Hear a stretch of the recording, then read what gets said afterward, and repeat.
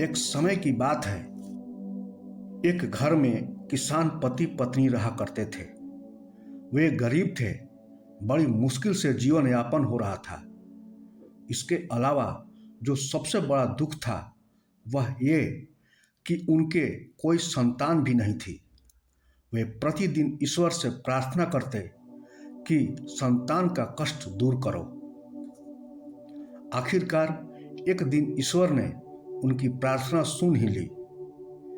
एक दिन शहर का ही एक परिचित व्यक्ति उनके पास आया। उसने उन लोगों के सामने साझे में व्यापार करने का प्रस्ताव रखा। उस व्यापारी ने कहा कि पैसा वह लगाएगा, किसान को केवल व्यापार की देखभाल करनी है। व्यापारी की बातें सुनकर उस गरीब किसान ने खुशी खुशी उनका प्रस्ताव स्वीकार कर लिया। उन लोगों ने साझे में व्यापार शुरू कर दिया। उन लोगों ने बड़े शहर से रुई की गांठें खरीदी। ईश्वर की कृपा से उन्हें उसमें 2 लाख रुपए का मुनाफा हुआ। पैसे लाने के लिए वे दोनों मुंबई शहर गए। पैसा लेकर वे दोनों लोग एक होटल में रुके। उस गरीब किसान ने पैसा जिंदगी में पहली बार देखा था। इसका परिणाम यह हुआ कि उसके मन में चोर समा गया। उस गरीब किसान ने सोचा, यदि यह पूरा पैसा मेरा हो जाए तो मेरे सारे सपने पूरे हो जाएंगे। इसके लिए उस गरीब किसान ने एक योजना बनाई। किसान होटल से निकलकर बाजार गया और वहां से जहर खरीद कर लाया। उस जहर को उस किसान ने व्यापारी को दूध में मिलाकर पिला दिया। रात में ही उसकी मौत हो गई। सुबह किसान एक गाड़ी बुलाई और सबको बताया कि मेरा दोस्त बीमार हो गया है। उसको गाड़ी में लिटाकर किसान समुद्र के किनारे लाया और लोगों की नज़र बचाकर उसकी लाश समुद्र में बहा दी। उसके बाद किसान सारे पैसे लेकर अपने शहर वापस लौट आया। किसान की लौटने की खबर पाकर व्यापारी के घर वाले उसकी खबर लेने आए। किसान रोते हुए उन्हें बताया कि मुंबई पहुंचते ही उसे हैजा हो गया। बहुत इलाज करने के बाद भी वह नहीं बच सका। सारा पैसा उसके इलाज में खर्च हो गया। केवल 10,000 रुपये बचे हैं, जो किसान ने उसके घर वाले को दे दिए।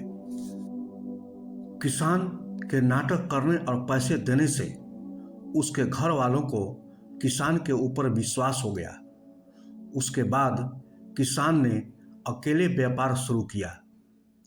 किसान का व्यापार दिन दूनी रात चौगुनी गति से बढ़ता गया। जल्द ही किसान की गिनती शहर के सबसे अमीर लोगों में होने लगी। फिर किसान का सबसे बड़ा कष्ट भी दूर हो गया।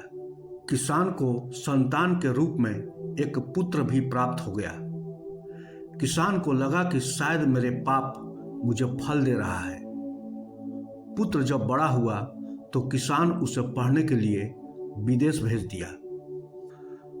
जब उसका पुत्र विदेश से पढ़कर आया तो उसके विवाह के लिए बड़े बड़े सेठ प्रस्ताव लेकर उसके दरवाजे पर आने लगे।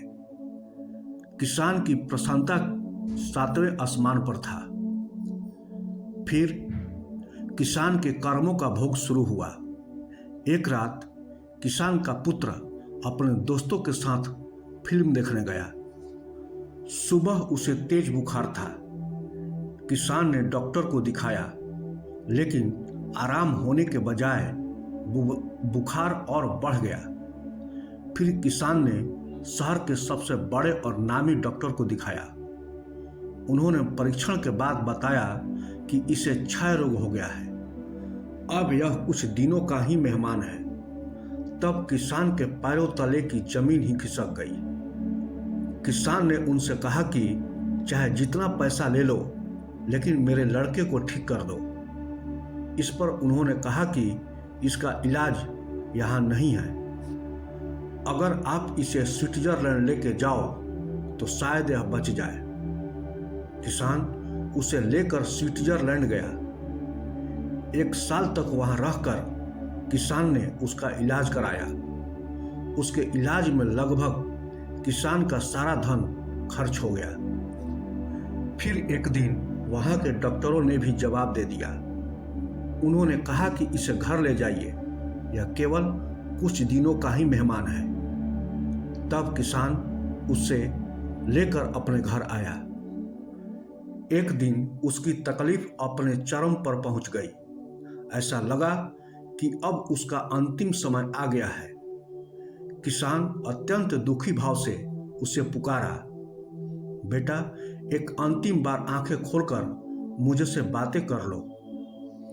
इस पर उसने आंखें खोली और हंसकर बोला, पिताजी, मुझे ध्यान से देखिए और पहचानने की कोशिश कीजिए कि मैं कौन हूँ। मैं आपका वही पार्टनर हूँ, वही व्यापारी हूँ जिसकी आपने हत्या की थी। मैं आपसे अपना बदला लेने आया था। अब तक मैंने आपका सारा धन ले लिया है। केवल 500 रुपये बचे हैं, वह आप मेरी अंत्येष्टि में खर्च कर देना। इतना कहकर उसने अपने प्राण त्याग दिए। किसान ठगा सा खड़ा उसे देखता रह गया।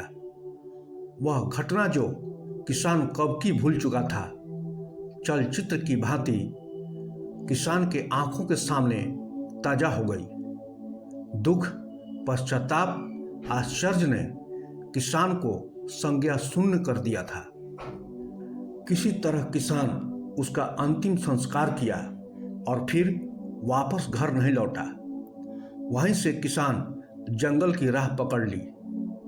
तब से हर मिलने वाले को किसान अपनी यह कहानी सुनाता था, ताकि लोगों को पता चले कि किए गए पाप का फल यहीं इसी जन्म में भुगतना पड़ता है। तब टिटहरी दूसरे टिटहरी से कहती है, बहन, बुरे कर्मों का फल अंततः अवश्य ही भुगतना पड़ता है। हमें जीवन में कभी भी गलत कर्म नहीं करना चाहिए। ईमानदारी के मार्ग पर चलते हुए अच्छे कर्म करना चाहिए। ईमानदारी से धन अर्जित करते हुए किसी को पीड़ा नहीं देना चाहिए। कड़वे वचन नहीं बोलना चाहिए। कहा भी गया है, अन्यायोपार्जितम वित्तम 10 वर्षाणि तिष्ठति, प्राप्ते चैकादशे वर्षे समूलम तद विनश्यति। अर्थात अन्याय से कमाया हुआ धन केवल 10 वर्षों तक ही रहता है। 11वें वर्ष वह मूलधन सहित नष्ट हो जाता है। तो दोस्तों, आज के वीडियो में बस इतना ही। अगर कहानी अच्छी लगे तो वीडियो को लाइक करें तथा चैनल को सब्सक्राइब अवश्य करें।